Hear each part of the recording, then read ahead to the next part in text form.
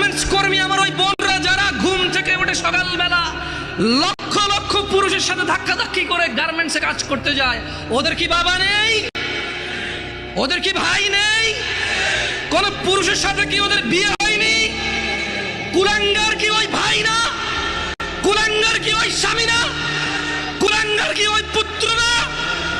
বোন, আমার কাছে বেশি ওয়াজ ছেলে মেয়ের আলাদা নাই। আপনার সতর আর পুরুষের সতরে কিছু পার্থক্য আছে। ঢাকাতে আপনার জন্য অসুস্থ হন আপনি, সেখানে সলাৎ আপনার জন্য নিষিদ্ধ এবং এতে আপনি পরেটা কাফারা করতে হয় না। পুরুষ কখনো তার জন্য সলাৎ নিষিদ্ধ হয় না, সে করতেই হবে যতদিন সে বেঁচে আছে, একদিনের জন্য তার জন্য নিষিদ্ধ হয় না। এইভাবে কিছু পার্থক্য আছে। পিতৃ সম্পত্তি আপনি ভাইয়ের অর্ধেক পাবেন, এটা একটু ভিন্নতা আছে। আপনি মা হবেন ও বাবা হবে, এখানে কিছু ভিন্নতা আছে। এছাড়া পৃথিবীতে যত আমল ইবাদত আছে পুরুষ মহিলার প্রায় সমান। রুজি রোজগারের জিম্মেদার পুরুষ মহিলা না। রুজি রোজগারের জিম্মেদার কে? কে কে?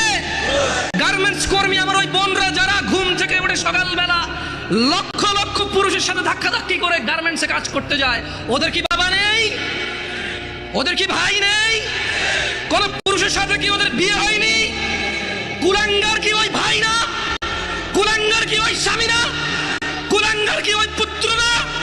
যে বেঁচে থাকতে তার বোন, তার মা, তার স্ত্রী কাজ করে তাকে খাওয়াইতে হয়, অথচ তার জিম্মেদারি ছিল না। দোষী কে যায়?